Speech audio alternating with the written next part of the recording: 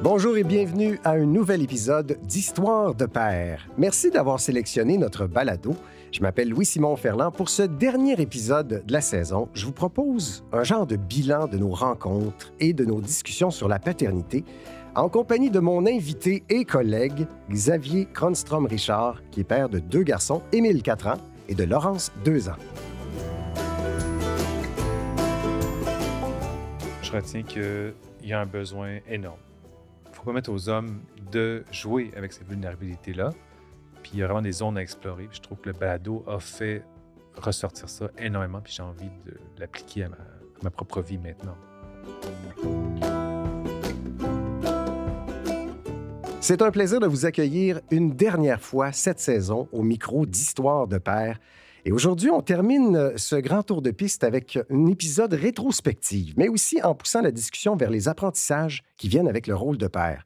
J'imagine que vous avez eu l'occasion de vous poser des questions au fil de votre écoute du balado, et nous aussi. Qu'est-ce qu'on retient, nous, de toutes ces rencontres? Qu'est-ce qu'on peut dire sur la paternité d'aujourd'hui, telle qu'elle s'est exprimée au balado d'Histoire de père? Qu'est-ce qui nous a frappé? Qu'est-ce qui nous a fait réfléchir? Et j'ai très hâte d'entendre mon invité là-dessus qui, comme moi, a écouté les récits de tous les pères que j'ai interviewés, mais dans l'ombre, du côté de la réalisation.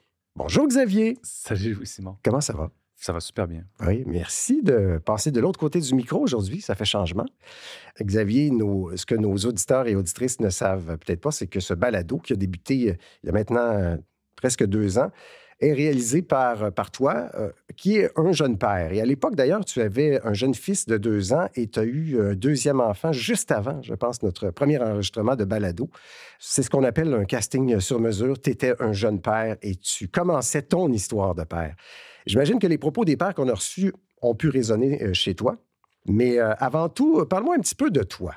Bien, je suis vraiment content de passer de ce côté-ci du micro avec toi, Louis-Simon, parce qu'on a passé beaucoup de temps, moi dans la régie, toi en studio.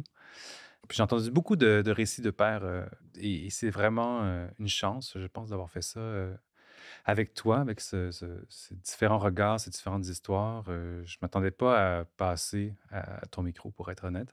Ah oui, je trouve ça une très bonne idée. Tu sais, on a questionné plein de pères de tous les horizons. Et toi, tu es vraiment là-dedans. Et en plus, tu as pu entendre tous ces pères discuter avec nous autres. Absolument. Ça me fait rire parce que j'essayais de faire le rétrospective moi-même de quand est-ce que le projet a commencé, j'avais combien d'enfants à l'époque, parce que tout ça est très récent. J'ai comme des jeunes enfants, puis on a dû me corriger. C'est l'équipe qui m'a corrigé, à savoir, j'avais bien 2 enfants quand on a commencé.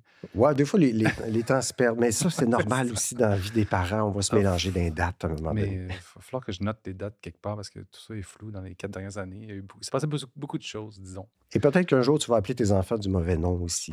Ça aussi, ça vient à un moment donné avec tous les parents. Mais moi, je pense que j'ai toujours voulu des enfants, mais jamais clairement dans mon esprit. Tu sais, je viens d'une grande famille du côté de mon père, une grande famille du côté de ma mère. On était 3 garçons à la maison aussi. Puis il est arrivé un moment où je sortais avec une fille avec laquelle j'ai réalisé sur le tard qu'elle voulait peut-être pas d'enfant. C'est-à-dire qu'elle voulait juste pas d'enfant plus tard. Puis est venu un peu le moment où j'ai dû moi-même me questionner profondément. Est-ce que je veux des enfants au point peut-être de mettre une croix là-dessus si je reste avec cette fille-là? C'est-à-dire, est-ce que je suis capable d'imaginer, avoir un imaginaire qui me permet de dire je vais être, en couple sans enfant pour vivre avec cette fille-là? Au début, c'était pas ça, mais c'est avec le temps que tu t'es posé la question. Ouais. Puis quand même, après 5-6 ans, là, fait qu'on, tu sais, on était, c'est ça. J'ai allumé à un moment donné que peut-être il faudrait y penser.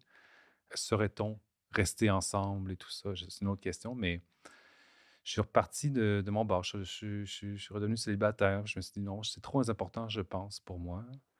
Alors que c'était pas un besoin, c'était pas si clair dans ma tête. C'est vraiment été un long processus de me dire, ben, je pense que j'aimerais ça. Ah, je pense que j'aimerais encore plus. OK, je pense que je m'en vais vers ça. Fait que je vais mettre en place les choses pour aller vers là. Tu sais. Est-ce que ça a guidé ton choix après, quand tu étais en mode rencontre, par exemple? Est-ce que tu disais, Oui. c'est important que... C'est pas mal les questions qui venaient le plus rapidement avec mes rencontres, avec mes fréquentations. Puis c'est ça. Puis, que j'aime, enfin, ce qui me parle beaucoup dans cette idée de famille, parce que je pense que d'avoir des enfants, c'est profondément irrationnel. Probablement que, tu sais, je veux dire, qui est vraiment prêt à ça? Puis de se lancer dans cette aventure, ça fait aucun sens. Louis Ça prend Simon. une petite dose de naïveté, c'est sûr. Fait que, tu sais, c'est ça. Fait que je suis resté dans l'irrationnel, mais ce à quoi je me suis rattaché, c'est vraiment l'idée de famille, tu sais, d'être une gang. Moi, on était 5 quand j'étais petit. Ça me rattrapait. Puis je me suis dit, OK, j'ai envie d'être une gang, moi aussi. Et ça a fonctionné. En tout cas, tu as bien parti une gang. Tu as déjà 2 enfants maintenant. Puis on va discuter des moments marquants de cette saison d'Histoire de père, mais aussi des apprentissages qu'on a fait nous aussi, là, comme humains et comme pères, au fil des rencontres. Et je trouve ça intéressant. Tu nous as préparé une liste des différents apprentissages que toi, tu as fait au fil du temps en devenant père. Oui. Écoute, Louis-Simon, je pense que l'apprentissage le plus présent dans ma vie en ce moment, c'est celui du père. Je pense qu'en devenant parent, en devenant père, je pense que je suis aussi devenu vieux. Puis aujourd'hui, je me sens comme un adulte plus. Là. Je me demande si je vais me relever, puis je vais me réveiller demain, puis je vais avoir 70 ans, puis ma vie va être Ah, passée. tu parles physiquement, quoi? Plus vieux? Physiquement, ouais, À cause du sommeil? d'être un peu, ouais, je suis encore dans, tu sais, je récupère quand même assez bien. 4 ans, 2 ans, les nuits se font, puis ça se passe bien. Mais c'est tout ce que ça a secoué aussi en termes je dirais, de fatigue physique, fatigue mentale, de dire what's next? Qu'est-ce qui s'en Mhm, vient après? C'est une plongée qui secoue beaucoup, puis c'est tous les jours une aventure mhm. et c'est très fatigant. Puis il y a un côté de moi qui me sent vieux là-dedans. Je me dis: «Mais coudonc, Mhm. où est mon énergie?» Plus mature aussi. Je ne sais pas comment tu étais avant, là, mais c'est sûr que ça amène une certaine maturité de devenir père parce qu'on prend conscience de certaines choses, hein. Absolument, ça fait partie de la tâche, là, tu sais, de se défaire de soi et de s'ouvrir à des enfants, puis de devenir les premiers répondants et pour tout, là. Mhm, C'est vraiment prenant. Quand je dis, devenir vieux, c'est aussi que d'avoir les enfants, ça te connecte, ça te rapproche tout de suite à tes parents plus que jamais. Tu es plus les enfants de tes parents, tu es un peu toi-même parent, puis tout d'un coup, tu deviens plus proche que jamais de tes propres parents. Tu passes dans la deuxième partie de ta vie, grosso modo.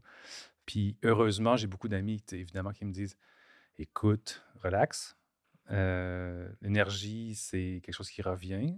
C'est ce sentiment-là, Louis-Simon, c'est d'être vieux, c'est aussi d'être, si ça me rapproche de mes parents, ça me rapproche aussi de mon père. Tu sais, mon père, c'est mon premier modèle. C'est évidemment, mon premier modèle masculin. Mon père a toujours été là pour moi, présent, disponible et tout, mais a toujours été aussi un homme plutôt, je dirais, du côté obscur de l'humeur. Donc il était souvent de mauvaise humeur, tu sais, on le dérangeait quand on allait le voir. Fait que ce côté-là, moi, c'est ça mon modèle.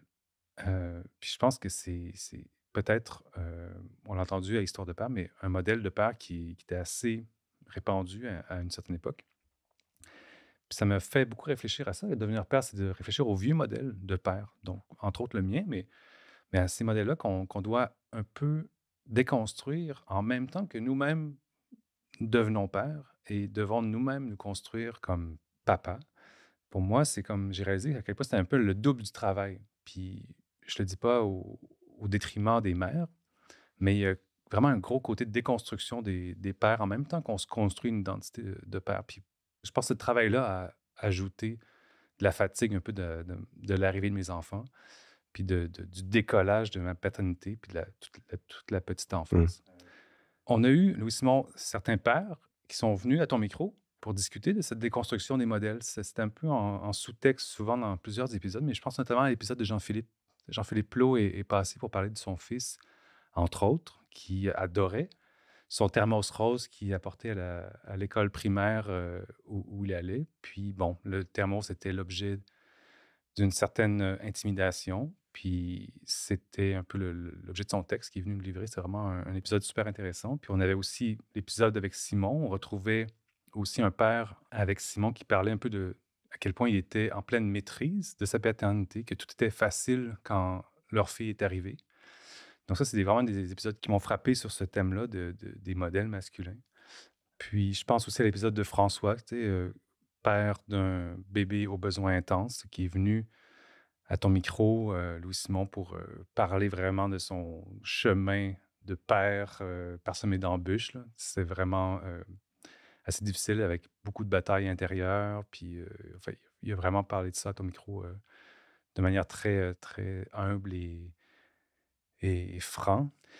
Alors, c'est l'apprentissage. Je pense que je suis devenu vieux en devenant parent, mais j'ai aussi appris que ce sentiment a d'autres origines, qui sont liées souvent à la socialisation des hommes. On a plein de statistiques là-dessus, j'en donnerai pas. J'aime bien cette idée quand même que à travers la paternité, on peut aussi aller vers une paternité qu'on veut avoir. Donc ça permet d'avoir une espèce d'éclairage sur quelles sont nos influences et cetera, puis de reconstruire en même temps qu'on apprend à devenir père, mais à la fois de reconstruire un peu l'avion en même temps qu'on le pilote finalement. Mmh.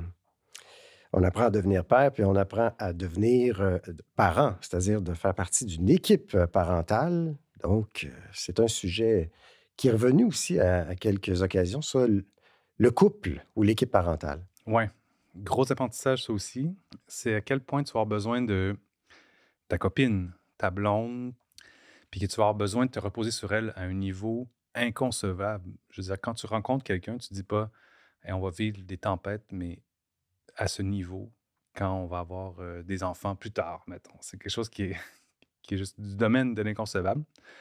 Comment ça, les couples se séparent pas instantanément dans les années qui suivent la naissance des enfants? Comment les couples peuvent-ils faire pour survivre à une aventure comme ça? Tu sais, au début, quand ma blonde a donné naissance à nos 2 enfants, j'étais complètement ébahi par les mères. Je me disais: «Mais comment ça se fait qu'on ne rende pas hommage tous les jours à toutes les mères du monde?» Heu, puis avec le temps, je me suis comme dit: «Mais comment ça se fait qu'on ne rende pas hommage aux couples qui sont restés ensemble à tous les instants du jour et des années?» C'est comme impressionnant. Évidemment, il y en a beaucoup qui se séparent. Je pense que c'est de l'ordre de la moitié dans les statistiques qui se séparent. Bon, Mmh. évidemment, ça se comprend. J'ai l'impression de comprendre plus que jamais un peu ces couples-là qui décident finalement de passer à autre chose tellement l'épreuve est trop grande. Je sais pas. Genre, je me souviens de l'épisode avec François, qui était sur l'épisode de la famille reconstituée, qui est venu nous dire un peu comment, à quel point ta copine et lui avaient délibérément, volontairement mis le couple de côté pendant que les enfants grandissaient. Puis je me dis, OK, il y a même des couples qui vont se mettre à faire abstraction de leur liaison, de leur entité, au nom du bonheur des enfants. Ben finalement, le couple, on va le mettre sur pause. Ça m'a semblé un sacrifice de mon point de vue, mais un sacrifice que je peux comprendre, à savoir, ben, à un moment donné, il faut que la famille fonctionne, puis qu'il faut peut-être mettre de côté carrément un élément aussi important que le couple. Tu sais, je repense à l'épisode de Félix, qui lui-même a fait un peu un éloge dans la série Histoire de père sur l'appel un peu à l'aide qu'il a fait au moment où il s'est retrouvé monoparental et avec un enfant. Tout ça était un peu teinté par la pandémie, évidemment, et qui se sentait complètement dépassé par tout ce qui se passait. Puis, je me suis senti dépassé aussi. Donc, j'ai pu comme un peu... Je comprenais bien son discours à Félix. Et je pense aussi à François, dans un autre épisode, quand il nous parlait de son bébé aux besoins intenses. Je trouve que su nommer vraiment bien les choses, à savoir la détresse. Et à un moment donné, un moment où on vit de la détresse, et des fois, ça vient aussi dans une relation de couple où on perd notre allié pendant un moment, puis on se sent particulièrement seul. Je pense que je me suis senti seul à un certain moment là-dedans. Et puis, je sais pas, il y a vraiment un apprentissage sur comment bien communiquer avec sa compagne, jusque dans comment bien s'engueuler, et cetera, bien communiquer, résoudre les conflits, qui était un super grand apprentissage, vraiment, vraiment important. Puis je sais pas, j'aime bien cette phrase de, tu sais, on peut être pessimiste sur le court terme, mais optimiste sur le long terme. L'important, c'est de garder le focus sur le long terme. Je pense que c'est beaucoup à ça que pensent les parents quand arrivent les épreuves, notamment. Tu as parlé de l'apprentissage sur soi-même, d'apprendre à vivre avec, la fatigue, tu as parlé du couple. Il reste un rôle Très important pour les parents, c'est-à-dire celui de la discipline, tous les défis qui viennent avec ça. Là, tes enfants sont encore jeunes. Il y a quelques différentes conceptions de la discipline entre les parents. On pense souvent à ce fameux duo bon cop, bad cop qui s'installe des fois, justement. Ça fait partie des discussions dans le couple. Ou encore la discipline qu'on doit apprivoiser en la faisant, parce que c'est pas vrai qu'une méthode s'y à toutes les situations. Des fois, ça marche dans une famille, ça marche pas avec d'autres enfants. Puis des fois, c'est les parents qui sont pas tout à fait à l'aise avec toutes les méthodes. Toi, comment tu vois ça, ce fameux rôle de la discipline? Et boy, faut que j'apprenne à devenir un bad cop. Je pense que c'est ça qui est mon plus récent apprentissage. Là, c'est tout récent là, que la discipline embarque sur, disons qu'on s'habille, puis ça se passe pas comme mon plus vieux voudrait. Puis là, il se met à devenir comme, je sais pas, en colère, mais une colère qui peut durer 1 heure. Donc, il y a eu quelques épisodes récemment. Puis, mettons, cette discipline-là, elle est nouvelle dans ma vie. Puis, spontanément, direct, je m'en vais du côté bon cop. Puis ma blonde, nécessairement, va du côté bad cop. Donc, on est en train de rentrer, je dirais, dans la phase 2 de cette équipe parentale-là, d'essayer de trouver l'équilibre puis de devenir vraiment des coparents, à avoir un équilibre dans la forme de discipline. De rester raccord, de rester solidaire. Donc, déjà, c'est comme un gros morceau. Ça, on l'a, mais d'apprendre à garder un équilibre aussi, puis d'être, je dirais, de moi-même, de me bad copiser et ma copine, peut-être, d'adoucir certaines règles. Mais c'est plate, c'est ça. Moi, je trouve ça plate de mettre des limites, mais je pense que je suis définitivement sur la bonne voie pour comprendre l'utilité de d'énoncer des règles clairement, de d'énoncer des conséquences clairement, d'appliquer les conséquences, de mettre des limites. Pour encore faire référence à Histoire de père, il y avait Jude qui est venu à une soirée où il pleuvait, d'ailleurs. À l'extérieur, il y avait comme une tempête incroyable. On a réussi à enregistrer quand même. Jude lui disait que son fils, c'était son meilleur ami. Puis il insistait vraiment là-dessus. Puis ça m'a fait beaucoup réfléchir. Je sais pas, ça m'a habité. Je sais pas si moi, j'ai comme cette ambition-là d'avoir une amitié avec mes enfants. C'est peut-être pas ça que je cherche, mais en tout cas, ça m'a fait réfléchir sur quel genre de relation je crée avec mes enfants, mais aussi à travers la discipline. Alors oui, c'est l'apprentissage le plus important pour moi en ce moment. Tu sais, autant dans la petite enfance, donc en ce moment, avec mes enfants de 2 et 4 ans, mais aussi dans les prochaines années. Je trouve que ça aussi, ça inclut l'idée de s'adapter puis de changer ses façons de faire, ce qui n'est pas une Mhm. mince tâche, tu vas me dire. C'est le rôle le plus plate, de loin. Tu as raison. Tu n'es pas le seul à trouver ça, là. Mais toi, Louis-Simon, j'ai envie de t'entendre un petit peu. Tu sais, on est pères tous les deux, les miens sont petits, mais toi, peut-être Mhm. un peu plus grand, tu as ce recul-là. Je pense qu'ils sont dans l'adolescence, là. Ton plus grand, tu quoi, 19 ans? 19, un garçon de 19 puis une fille de 15. Toi-même, est-ce que, tu sais, on t'a pas entendu à travers la série Histoire de père sur tes propres racines de père? Est-ce que tu as toujours voulu des enfants à l'époque? Oui, d'aussi loin que je me souviens, ben, après une certaine maturité. En fait, ma blonde et moi, on était ensemble depuis très longtemps. On a commencé au secondaire, à la fin du secondaire. Donc, on a été 10 ans ensemble avant d'avoir des enfants, donc juste à deux. Et à un moment donné, ça m'a comme... C'est moi que ça angoissait un peu de savoir, est-ce qu'on va en avoir des enfants? Tu sais, des fois, on dit que les hommes sont pas prêts, puis moi, je sais pas pourquoi. J'ai une grande naïveté, fait que moi, c'était juste comme... J'espère qu'on va en avoir. Pas que j'achalais ma blonde, mais je pense que j'étais plus prêt qu'elle à un certain moment donné. Puis je dis souvent, j'aurais aimé ça que quelqu'un vienne du futur me dire juste, hey, le grand, c'est correct. J'ai vu plus tard, là, tu vas en avoir. Tout va bien, fait que tu peux prendre ton temps. Fait que oui, je pense que j'ai toujours voulu être père. Tu étais un peu stressé? Tu avais un stress de faire ça au bon moment, de la bonne façon? Non, je pense pas. Je te dis, Xavier, j'étais très naïf à ce moment-là. Je savais pas dans quoi je m'embarquais, mais c'est sûr que le stress est apparu pendant la grossesse. Je me rappelle d'un moment donné où tu sais, tu te réveilles la nuit et tu te dis, hey, c'est vrai, il y a des humains qui vont dépendre, ou un humain qui va dépendre de moi, là. Fait que, on a parlé, on a entendu des pères parler de ça aussi, le stress financier, veut pas, ou le papa pourvoyeur. C'est sûr que ça nous trotte en tête. Tu fais, hey, je peux plus m'occuper de juste mes niaiseries à moi maintenant. Il va falloir que je sois là pour quelqu'un. Fait que oui, ça m'a trotté dans la tête. Considères-tu que tu as été un père constant ou un peu comme moi qui s'est construit à travers le temps avec une espèce de multiple identité de père successive, là, je dirais, là? Ouais. Oui, moi aussi, ben, je pense que la constance, ça n'existe pas vraiment. Tu sais, on passe notre temps à changer, je dirais à s'adapter ou à évoluer. Fait que c'est sûr que je change à travers tout ça. Puis tu sais, tout dure juste un temps, fait qu'on s'habitue, même quand on est dans les enfants qui dorment pas au début. Oui, c'est difficile, Xavier, je sais que tu vis ça. Oui, on se sent vieux. Les couches, ça dure juste un temps. Après ça, ça va être autre chose. Mais tu sais, chaque étape est temporaire. Mais il y a quelque chose qui finit pas, c'est qu'on n'arrête jamais d'apprendre. Apprendre notre rôle de père. Apprendre à être le père d'humains qui vieillissent. Si toi, tu n'es pas rendu là encore un peu plus tard, ça va être la vie sociale. Tu sais. Et apprendre à les aider à faire les bons choix, mais sans pouvoir faire les choix à leur place. C'est peut-être plus ça le recul maintenant.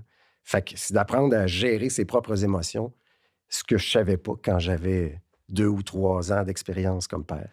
Ouais. Est-ce que ça fait partie des apprentissages marquants que tu as fait, comme de gérer ces émotions-là? Est-ce qu'il y en a d'autres? Ouais, ben, puis j'entendais des pères parler des moments où ils ont été sur leur X, tu sais, des moments qu'ils ont aimé comme père, où ils se trouvent bons et tout ça. Puis je trouvais ça le fun à ce moment-là parce que c'est important de passer du temps avec nos enfants, à les accompagner, leur raconter des histoires, l'heure du bain. Tu sais, tout n'est pas le fun à la base dans le métier de parent, surtout avec des tout petits. Tu sais, c'est beaucoup plus des corvées et tout ça. Il y a toujours moyen d'apprendre de ces moments-là. Puis j'ai entendu beaucoup de pères qui aimaient un petit moment anodin qu'ils ont fait. Puis je trouvais ça intéressant parce que on dirait que c'est ça qui reste au bout du compte. Tu sais, nos enfants, là, toi, tes enfants qui ont 2 et 4 ans, ils ne se rappelleront pas de tous les moments exacts que tu as passés avec eux. Ils ne se rappelleront pas des petites pièces de théâtre que tu as faites. Des fois, oui, ils se rappellent des choses. Mais tu sais, que ça nous reste, nous, c'est un apprentissage à faire. Tu fais, ben, moi, je l'ai vécu, moi, je m'en rappelle. Puis, Je suis seul à m'en rappeler, mais ça s'est ouais. passé, je me rappelle. Ben, quelque part, ça reste pour eux aussi, tu sais, mais c'est peut-être un petit peu plus flou. Mais j'ai aimé ça d'entendre les pères qui sont passés au micro nous raconter ça puis être fiers d'eux, tu sais, de leur implication puis des moments qu'ils ont passés. On ne peut pas vivre juste des grandes émotions ou aller tout le temps être en train de leur apprendre la bonne chose. C'est plein de petits moments anodins qui font qu'on se bâtit comme père. Est-ce que toi, tu as toujours eu du fun comme père? Est-ce que tu as toujours eu du fun, mettons, avant, même dans la petite enfance et toujours aujourd'hui? As-tu toujours du fun, toi aussi? Oui, c'est ça le pire, oui. Je réalise que je suis chanceux, je pense, d'avoir réussi à trouver du fun, mais peut-être que ça fait partie. Je suis comme ça dans la vie, là, je m'adapte beaucoup. Fait que c'est comme si même avec des tout petits enfants, je m'adaptais à essayer de trouver quelque chose de le fun à faire, même avec un bébé. C'est-à-dire trouver du plaisir même à chanter des chansons à 2 heures du matin, s'ils s'en rappellent pas. Mais même avant, pendant la grossesse, on a essayé des affaires. L'autonomie, là, c'est ma blonde qui était arrivée avec ça à un moment donné où on faisait une technique où on berçait le bébé dans le ventre, là, tu sais, puis j'apprenais à communiquer, puis là, je parlais. C'était un peu ridicule, mais c'était pas grave. C'est comme une façon de m'impliquer, moi, puis de commencer à vivre cette aventure-là, même si j'y croyais moyen, tu sais. Et on dirait que ça me suivait après ça, même avec des bébés, même plus tard, toutes les niaiseries que j'ai pu leur inventer. C'était comme OK, ben, il se lève à 5 heures du matin. J'aurais préféré dormir, mais là, on est là. Fait que qu'est-ce qu'on va faire? C'était pas de les stationner devant la télé puis de faire autre chose. Ben, des fois, ça peut arriver, là. Je dis pas qu'on était parfait, mais tu fais, OK, y a-tu moyen que moi aussi, j'aie du fun? Puis on dirait que ça a tout le temps guidé la paternité. Je pense que c'est juste la capacité d'adaptation. C'est comme, comment je pourrais rendre la situation moins plate? Puis ça, je pense que ça m'a aidé. Puis avec des ados, que sont les tiens, toi, tu as un autre défi de discipline complètement. Tu sais, tu as dit à quelques reprises dans la série Histoire de père que ah, si j'avais su, peut-être que j'aurais fait les choses autrement, ou j'aurais peut-être été plus strict sur la discipline. Ouais. J'ai toujours voulu te demander qu'est-ce que tu veux dire par là? Ouais, mais des fois, c'est une petite caricature que je faisais, mais je t'entendais tantôt dire que toi, tu aimais mieux le rôle du bon cop. C'est certain, tu veux dire, on préfère faire ça. Quand je rigole avec la discipline, c'est en ayant des ados maintenant, je vois que quand je vois leur chambre, je me dis, oh, j'aurais peut-être dû essayer de les élever plus, d'être plus strict sur ces choses-là. Mais tu sais, si c'était pas ça, ce serait autre chose. On peut pas complètement être dans la discipline. En fait, ce que je remarque, c'est que je réalise aussi que peut-être comme style parental, on était plus compréhensif qu'autoritaire, à quelque part. Puis je peux pas regretter comme tel, tu sais. Oui, c'est ça, leur chambre est en bordel, là, mais c'est un petit détail. C'est un apprentissage comme de trouver le juste milieu entre la fermeté puis le lâcher-prise. Puis on dirait que j'ai toujours eu ça en tête. Euh, Nous, il y a tout le temps eu des moments où on était plus lousse parce que je sais que la constance, c'est très important. Tu sais, surtout dans la discipline, tu sais, il faut garder des routines. On a fait ça aussi, puis on était constant, mais on avait l'exception plus facile peut-être que d'autres parents. J'en ai croisé des parents qui étaient très rigides sur leurs règles à eux et qui changeaient jamais, là. Même à Noël, même en voyage, même en vacances. C'était à 7 heures qu'ils se couchaient. Ben, nous, c'était pas ça. Puis on a une phrase, ma blonde puis moi, qu'on utilisait à toutes les sauces puis qu'on utilise encore des fois. Ah, c'est Noël. Des fois, ça n'a pas rapport. C'est l'été, c'est l'après-midi. C'est pour dire, bon, on fait un spécial. Fait que c'était plus ça quand je parle de la discipline qui me manquait un peu, c'est qu'on s'adaptait plus. Ce qui a aidé et ce qui a nuit aussi, parce que plus tu laisses de lousse à tes enfants, plus tu négocies avec eux autres, plus tu communiques, plus tu fais des exceptions comme ça, ben ça fait des gens qui négocient plus. Là, ce que je vois avec les ados, c'est qu'on a l'impression parfois qu'il y a juste le pire qui ressort chez nous, à la maison. T'sais. Vivre avec les ados. On a des beaux moments, tout ça, mais des adolescents, c'est pas toujours des rayons de soleil. Là. Fait que des fois, on a l'impression que, boy, ça rend les choses plus difficiles parce que c'est des communicateurs, des négociateurs, puis des gens aussi, eux, sont ouverts d'esprit et savent que nous sommes ouverts d'esprit. Ils ont été élevés là-dedans. Fait que des fois, ils tirent plus l'élastique peut-être que des gens qui ont été élevés de façon plus autoritaire ou stricte.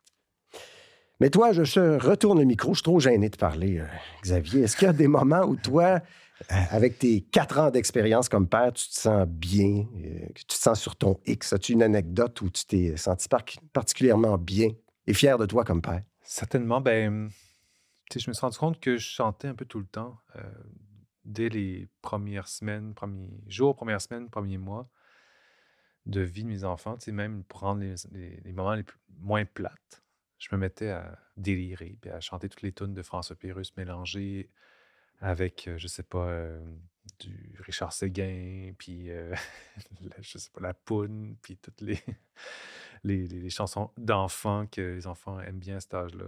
Je me suis mis à faire des mix, puis j'ai commencé à aimer ça, puis j'ai continué dans le temps, puis j'arrête pas de chanter des chansons absurdes à mes enfants, puis ça me fait rigoler. Puis ça s'est transformé en histoire aussi, puis je sais pas, je fais un peu de théâtre, un peu de situations comiques, de sketch dans le bain, dans le salon, dans différentes situations de jeu. Puis je me suis rendu compte à travers ça que j'étais un bon conteur, même pour les livres. Tu sais, je raconte comment j'aimerais moi-même me faire raconter les choses avec des voix, puis mettant vraiment beaucoup d'accent sur les personnages. Puis Hmm. j'ai l'impression que tranquillement, mon aîné, 4 ans, Émile, commence à intégrer aussi ces notions-là dans ses jeux à lui. Puis quand il veut jouer, il dit Hey, est-ce qu'on joue à un jeu? Il veut dire ça. Tu sais, il aimerait ça qu'on joue à des personnages, puis qu'on fasse la grosse aventure qui se termine en apothéose, ou quelque chose de plus simple qui se termine avec un mariage, ou avec on fête l'anniversaire de pingouins et de ours. Je me sens vraiment sur mon X là-dessus. Je trouve que c'est installé pour toujours. Puis j'essaie de toujours garder cet humour-là, même si à un moment il me rejette ado. Mais je vais quand même trouver le moyen d'avoir cette relation humoristique-là, ironique, le fun, joueur dans l'avenir, dans ce qui nous attend. Et je t'invite à essayer le plus possible parce que oui, ça peut sauver beaucoup de choses. Le rire, même à l'adolescence, là, ça reste. Ouais. Le fun dans une maison puis dans une famille, quand on cultive le plaisir, les rires, ça reste. Et toi, Louis-Simon, est-ce qu'il y a des choses dont tu es fier comme père? On a entendu beaucoup de gens parler de ce dont tu étais fier comme père, mais toi, on t'a pas beaucoup entendu. Est-ce qu'il y a un endroit où tu te sens particulièrement sur ton X comme père? Non, jamais. Non, une blague. Ça rejoint ton point aussi. Je trouvais ça intéressant de t'entendre sur l'imaginaire parce que oui, je pense qu'on a le même profil pour ça. Moi aussi, j'ai inventé ben des niaiseries. Puis la récompense, c'est de les voir après ça, même quand ils jouent tout seuls, un peu plus tard, se recréer un imaginaire, tu sais, même qui n'avait rien à voir avec ce qu'on a fait. C'est juste de stimuler ça. Tu fais, OK, ça a ouvert une porte. Puis mes enfants, les deux sont très différents, mais chacun de leur manière, ils ont exploité ça ou ils ont utilisé la créativité dans leur jeu. Là, ma fille, ça, ils prenaient des personnages, elle se créait des scènes complètes avec des Playmobil. Mon garçon, c'était vraiment dans sa tête, là. Il tuait des monstres imaginaires avec une épée imaginaire dans un monde imaginaire. Mais dans les deux cas, il s'inventait un monde. Puis ça, c'était le fun de voir que tu fais, on a allumé un petit quelque chose. Puis, tu sais, d'avoir des enfants plus vieux, ça permet de les voir aller, de leur demander aussi. Puis j'ai demandé à ma fille l'autre fois, quand est-ce que je suis pas pire, tu penses, comme père? Puis tu vois ce qu'elle m'a ressorti. Ben, là, j'ai demandé ça une bonne journée, là, Xavier, parce que des fois, tu peux pas communiquer tous les jours avec une fille de 15 ans. Tu sais. C'est quand ça lui tente. Puis elle a dit que même quand je suis très occupé, je trouve toujours du temps pour eux.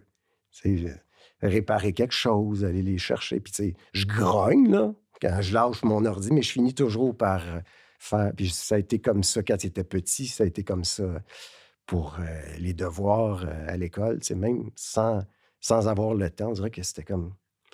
Je peux pas dire non. Il n'y a pas le temps, mais il trouve tout le temps du temps. C'est un beau compliment. Ouais. Et des fois aussi, ils reprennent mes blagues de père. Ça, c'est un hommage qu'ils me font là, quand ils reprennent quelque chose. Ou bien quand... Juste les faire rire à l'adolescence encore, c'est un... Attends, ils reprennent une de tes te blagues dis, pour la raconter mot à leurs pour mot. amis? Ouais. Et si, mettons, ça vient sur le... On est en gang, puis ça vient sur le sujet, puis ils vont sortir exactement la ligne que je répète tout le temps. Puis là, après, ils me regardent. Puis là, ça fait bien rire. Tu sais. Puis là, je fais « Oh my God! Ah, je suis fier. Je peux me retirer en pleine gloire. » Je trouve que c'est un bel hommage. Mais Xavier, je regarde le temps qui file, hein, et on arrive pas mal à la fin de cet épisode-là. Le dernier, quand même, d'une belle aventure de 20 épisodes. J'ai envie de te demander, qu'est-ce que tu retiens, toi, de toutes ces discussions qu'on a eues sur la paternité? Qu'est-ce qui t'a marqué le plus de tous les invités qui sont passés? Et c'est une bonne question. Ben, tu sais, moi, je trouve que ça a été un honneur d'entendre autant de pères différents raconter leur aventure, leur histoire, avec une vulnérabilité, une intimité. Puis moi, ça m'a donné envie vraiment d'activer enfin peut-être mon réseau de pairs, là, puis de faire un effort du côté communication, puis de garder le lien très fort avec des pères qui vivent peut-être à des âges un peu différents, mais somme toute dans la petite enfance, des défis comme les miens. Et ça, je trouve que c'est un message qui est revenu souvent dans la bouche de nos invités. Et je retiens ça. Je retiens qu'il y a un besoin énorme. Il ne faut pas mettre aux hommes de jouer avec ces vulnérabilités-là. Puis il y a vraiment des zones à explorer. Puis je trouve que le balado a fait ressortir ça énormément. Puis j'ai envie de l'appliquer à ma propre vie maintenant. Mhm. Oui, je pense aussi que ça a dû aider beaucoup de gars. Puis il faut aller par là. Il faut l'accepter, notre vulnérabilité, avant. Et après ça, jouer avec, comme tu dis. Oui, ça peut ne pas être facile, mais c'est un défi important, je pense. Et toi, les Simon, qu'est-ce qui t'a marqué le plus dans la série? J'ai l'impression que tout m'a marqué, chaque épisode. On est allé chercher l'essence de la paternité dans chacun des épisodes, je trouve, parce que c'est toujours l'apprentissage. Tu en as parlé beaucoup. Hein, on apprend toujours notre rôle de père. Puis un peu comme tous ceux qui sont passés dans des histoires différentes, il y a toujours une chose différente à retenir, mais un apprentissage en particulier. Comme d'être père, c'est d'apprendre son rôle en passant du temps avec les enfants, un peu comme nous l'a inspiré Francis au début. C'est parfois de changer d'idée quand on pensait quelque chose, d'aller complètement à l'opposé, comme Jean-Philippe Maxime. Être père, c'est aussi d'apprendre à partager sa culture personnelle, puis d'ouvrir nos enfants aux autres cultures, un peu comme Mokhtar nous en a parlé. Être père, c'est garder notre côté gars, puis s'adapter aux enfants, mais qu'eux s'adaptent aussi à notre personnalité, comme Simon nous l'a proposé. Être père, c'est d'aller chercher de l'aide quand on a besoin, comme nous l'a dit Félix. Être père, c'est de faire des sacrifices, comme Jude. C'est d'apprendre à diviser son temps, de multiplier l'amour, comme Alexandre, qui avait une famille nombreuse. Donc, moins de temps, mais beaucoup d'enfants. Être père aussi, c'est d'apprendre à être persévérant même dans les difficultés, dans les formalités, dans les petits détails comme Pierre. Pierre et son conjoint. C'est de changer et combattre les stéréotypes de père. On en a parlé avec Jean-Philippe Plot. Être père aussi, c'est d'être en paix avec notre rôle de père, d'avoir du fun, notre côté bon cop, comme tu disais. Et Carl-Antoine en avait parlé aussi de ça. De rester père, de ne pas essayer de devenir une deuxième mère. Être père, ben, c'est de trouver des solutions, puis de trouver des fois une force insoupçonnée, comme François, qui était papa d'un baby. C'est de discuter avec d'autres pères, d'apprendre à le faire, comme Alex, qui avait vécu tout un drame et qui était chercher pas mal de force là-dedans. Être père, c'est aussi d'être fier de son implication, de se valoriser, puis de valoriser les autres pères autour de nous qui font une bonne job. On en a parlé avec Raymond. C'est aussi de rire beaucoup, puis d'apprendre notre rôle. On en a parlé avec Samuel et Maxime, les fameux nouveaux pères, parce que c'est un rôle qui peut être bien le fun et bien drôle. C'est d'apprendre à communiquer dans le couple. On en a parlé avec Nicolas, l'agriculteur. C'est d'apprendre à faire des compromis, comme nous l'a inspiré François. C'est de ne jamais arrêter d'apprendre, même quand on est rendu grand-père, et de ne pas juger non plus nos enfants qui vont peut-être élever leurs enfants de façon différente. On en a parlé avec grand-papa Roch. Et être père, ben, ça se prépare aussi. C'est-à-dire qu'on ne peut pas tout planifier, on ne peut pas tout prévoir, mais on peut au moins se donner une petite idée du rôle qui s'en vient. Et ça, on en a parlé avec Benoît et Marie-Josée. Puis même à ça, ça se peut qu'on se fasse péter la balloune. Il faut juste être prêt à ça. Ça aussi, ça fait partie du rôle d'être père. Et finalement, avec Gabriel, ben, c'est de réaliser que tous les enfants sont différents, tous les enfants sont uniques. Et comme père, on peut être différent et unique aussi. Et maintenant, grâce à Xavier, je réalise qu'être père aussi, c'est accepter sa vulnérabilité puis bien s'entourer pour en jaser. C'est ce qu'on a fait, je pense, dans le balado. Hein. C'est une façon de communiquer. Puis pour certains qui ont entendu notre balado, ça devient comme un groupe d'amis. Sincèrement, on a beaucoup travaillé pour créer des moments d'intimité avec nos invités, puis certains ont vraiment attrapé ça, ont saisi l'opportunité de se livrer plus que moins, puis on les en remercie.